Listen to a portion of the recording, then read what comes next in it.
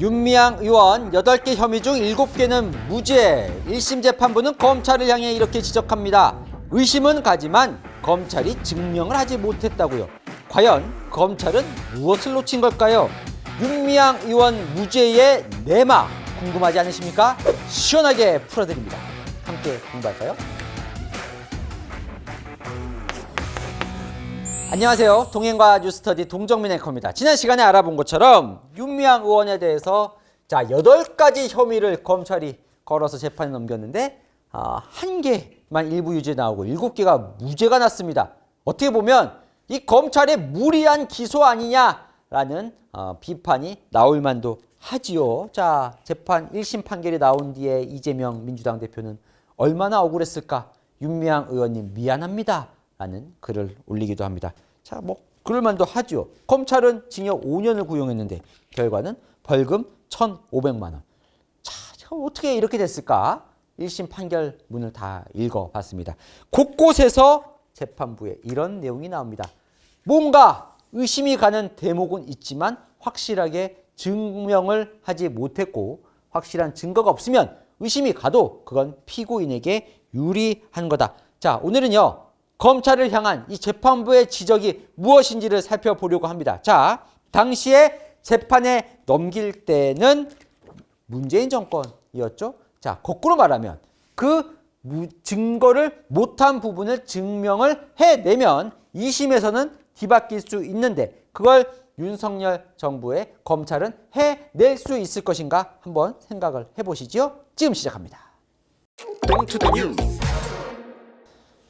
자, 기억나십니까? 안성 쉼터 이런 거였죠. 2013년에 현대중공업이 피해자 할머니들 주거시설을 지어달라고 해서 10억 원을 정대협에 기부를 했고 그래서 정대협이 그 10억 중에 7억 5천만 원을 들여서 이 안성에 있는 이 쉼터를 삽니다. 자, 검찰은 실제로는 이게 4억짜리다. 비싸게 줬다라는 거예요. 그렇게 했는데 그래서 알고 보니까 또 심지어 이걸 어떻게 이 집을 사게 됐냐 했더니 윤미향 의원 남편의 지인이던 당시의 안성신문 대표 나중에 민주당 의원을 하는 이규민 전 의원의 지인이 소개해준 집이라는 거예요. 그래서 검찰은 비싸게 사서 정대협이 아니라 다른 사람에게 이익을 줬으니 배임이다 라고 해서 윤미향 의원을 재판에 넘깁니다.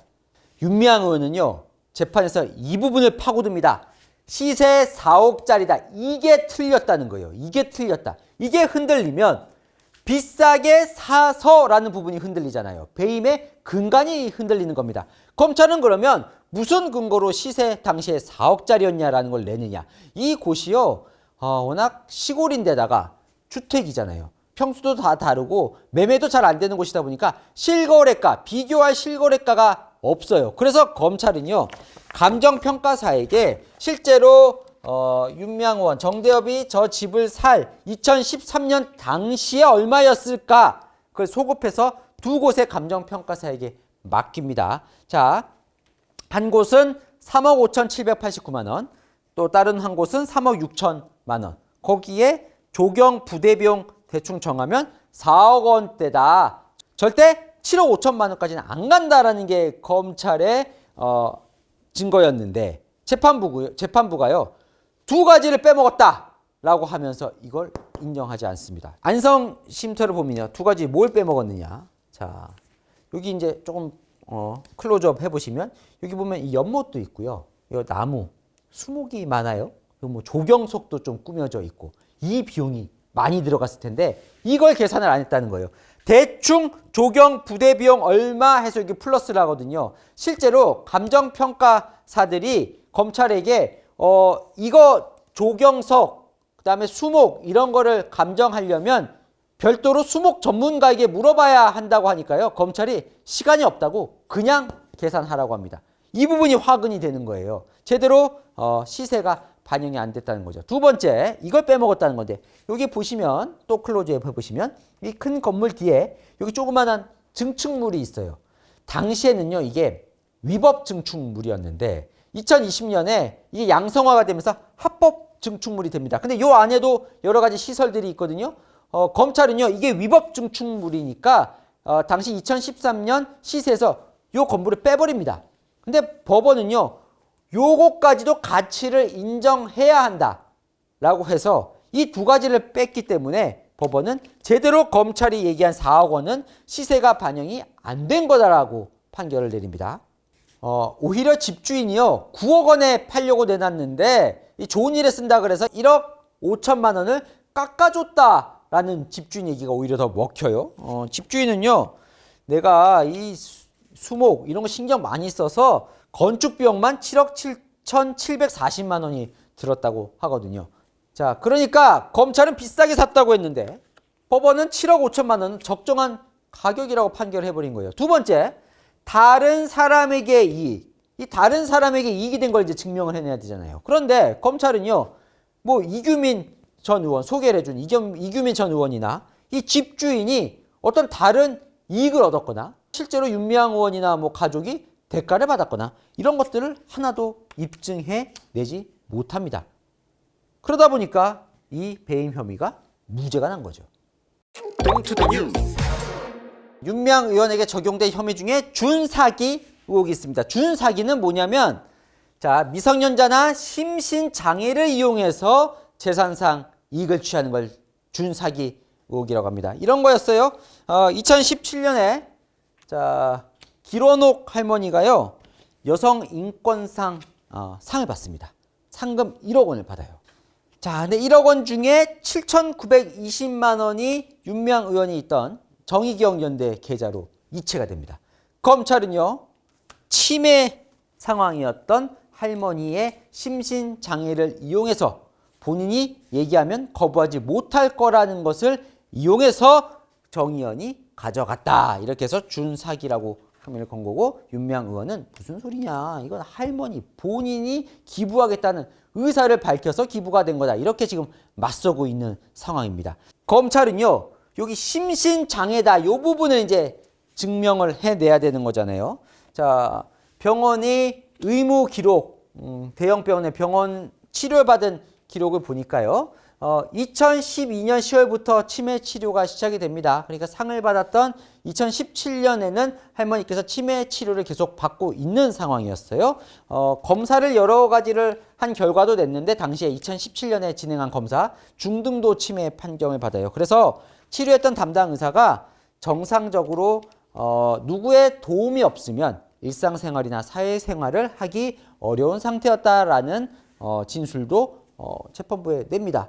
검찰은요, 이 정도면 심신장애가 맞다라고 이제 증거를 낸 거죠. 그런데 법원 판결은 다릅니다. 그걸로는 부족하다는 거예요. 자, 여기서 핵심은 무엇이냐? 자, 당시에 할머니가 내가 정의연에 기부를 하겠다라는 의사 결정을 하지 못할 정도로 치매가 심각했느냐? 이 부분은 증명을 해내지 못했다는 겁니다. 자, 두 번째, 법원은요, 또 할머니 재산 관리를 제대로 검찰이 수사를 하지 못했다라는 부분을 지적을 합니다. 이게 무슨 말이냐? 그러니까 이 지금 할머니가 정의연에 기부하는 이 관계 속에서 재산 관리가 어떻게 그동안 되어 왔는지를 살펴봤어야 한다는 거예요. 자, 2010년부터 이렇게 진행이 됩니다. 2011년에 이제 쉼터 소장이 오면 더 그렇게 되는데, 길원옥 할머니가 국가나 지자체로부터 여러 가지 지원금을 받아요. 그럼 그 지원금을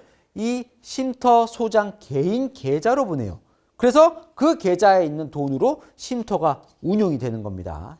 좋게 보면 할머니가 돈을 믿고 맡긴 거라고 볼 수도 있지만, 또 안 좋게 보면 할머니가 낸 돈으로 쉼터가 운영이 된 걸 보니까 이게 할머니를 돌보는 걸 빙자해서 그냥 쉼터가 쓴 거 아니야, 이렇게 볼 수도 있잖아요. 재판부도요, 뭔가 좀 이 운영 과정이 좀 이상하다, 이렇게는 생각을 합니다. 근데 그러려면 뭘 봐야 되느냐? 실제로 2011년이면 자, 2012년부터 치매 치료를 받았으니까 이때는 할머니께서 아주 건강하던 시기예요. 그럼 왜 이때부터 이렇게 재산을 관리하기 시작한 건지, 이게 그 전에는 어떻게 했던 건지, 이게 쉼터 소장의 잘못인지, 이런 것들을 살펴봤어야 되는데 그런 것들에 대한 수사가 제대로 안 돼 있었다는 거예요. 게다가 이 쉼터 소장이 2020년에 어떤 불의의 일로 세상을 떠나면서 진술할 사람도 없어진 거예요. 자, 재판부는 이 두 가지 모두 이거나 이런 설명입니다. 확실한 증거가 없으면 유죄가 의심이 가도 이건 피고인에게 유리하게 판결을 내릴 수밖에 없다. 오히려요, 윤미향 의원의 우리는 할머니 열심히 돌봤다라는 이 의혹에 손을 들어주게 된 셈이 된 겁니다. 자, 윤미향 의원 8가지 혐의 중에 기부금품법 위반도 있어요. 뭐냐면, 자, 1,000만 원 이상 뭔가 기부를 하려고 하는 단체는 행안부에 모집 등록을 해야 한다는 거예요. 윤미향 의원 주도로 여러 기부 행사를 하는데 그런 것들을 제대로 등록을 안 했다라고 하면서 이 법 위반으로 이제 검찰이 재판에 넘긴 건데, 자, 상식적으로요. 여러분이 검찰이라면 뭘 수사를 해야 할까요? 자, 1,000만 원. 1,000만 원 넘은 걸 이제 입증을 해야 되잖아요. 아무리 뭐 등록을 제대로 안 해도 999만 원 기부를 받은 거면 그거는 이제 이 법 위반이 안 되는 겁니다. 1,000만 원이 넘어야 되는 거예요. 자, 여러 기부 중에 이걸 한번 봅시다. 이게 이제 무죄를 받은 건데, 자, 윤미향 의원이 운영직이던 이 김복동의 희망이라는 곳에서 2020년 제1조선학교에, 일본에 있는 조선학교에 마스크 보내기 후원금 보내기 운동을 합니다. 이런 거예요. 2020년 3월 이제 뭐냐면 코로나가 터졌어요. 자, 그래서 일본 사이타마시라는 이 시에서, 사이타마 시에서 코로나로 이제 학교들이 위험해지니까 유치원이나 학교에 마스크들을 이제 무료로 나눠줍니다. 그런데 여기 일본 사이타마시에 있는 제1조선학교는 빼고 안 줘요, 마스크를. 그래서 차별이다라고 항의를 하면서 이 단체에서 이제 마스크 보내기 후원 행사를 하는 겁니다. 여기 이제 제1조선학교 마스크 보내기인데 여기서 이제 갈라야 될 게 있어요. 여기 보면 1,000만 원 이상 이제 넘어가면 등록을 해야 하는데, 뭐냐면, 자, 여기 후원금 중에 회원과 비회원을 갈라야 돼요. 이게 무슨 말이냐면, 회원, 기존에 정의연에 가입을 했거나 아니면 다른 단체에 회원으로 가입된 사람이 이 후원금 명목으로 후원하는 건 이 등록의 대상이 안 돼요. 이 사람들은 몇 천만 원을 기부를 해도, 자, 등록하지 않아도 문제가 되지 않습니다. 왜냐하면 이미 등록된 단체가 있기 때문에. 문제가 되는 건 이런 단체에 가입되지 않은 불특정 다수 비회원이 마스크를 1,000만 원 이상 보냈는데도 이 보내기 운동 명목으로 등록을 하지 않으면 그거는 문제가 되는 거예요. 자, 이 두 부분을 갈라야 되는 겁니다. 근데 검찰이 그걸 가르질 않습니다. 자, 그냥 이렇게 재판에 넘겨요. 총 이 후원 명목으로 3,143만 원이 모금이 됐고, 이것만 보면 1,000만 원 넘었죠? 그래서 16,064장의 마스크를 이제 보냈다. 요거는 하는데, 이게 회원이 몇 명이는지, 비회원이 몇 명인지, 얼마를 냈는지를 가르질 않습니다. 그러니까 재판부 입장에서는, 아니, 1,000만 원을 넘었는데, 이 중에서 비회원이 1,000만 원 넘게 낸 거냐, 이 부분을 가르지 못하는데 어떻게 판결을 내리냐는 거예요. 심지어, 이 마스크가 얼마짜리 마스크인지도 검찰이 제출하지 않습니다. 결국 불특정 다수를 가려내지 못했기 때문에 이 기부금품법 확실하지 않다라고 하면서 무죄 판결을 내린 겁니다. 자, 아무래도 검찰이 좀 급했던 것 같습니다.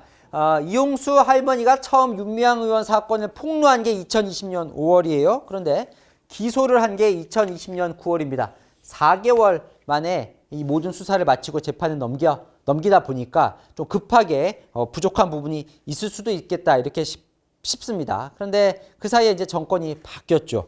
자, 한동훈 법무부 장관은 이 1심 판결 이후에 이걸 정의가 실현됐다고 할 수 있겠냐면서 새로운 검찰이 끝까지 밝혀내야 한다라고 했고 2심 항소를 해놓은 상황입니다. 윤미향 의원도 그 횡령 모두가 무죄라고 하면서 항소를 똑같이 해놨어요. 자, 징역 5년 검찰이 구형했는데 벌금 1,500만 원 1심 판결이 나왔습니다. 2심에서는 이를 뒤집는 새로운 결과를 새로운 검찰이 도출해낼 수 있을까요? 소식 들어오는 대로 제가 또 정리해서 전해드리겠습니다. 복잡한데 궁금한 이슈 댓글로 남겨주시면 제가 시원하게 풀어드리겠습니다. 통행가 뉴스터디 오늘은 여기까지입니다. 감사합니다.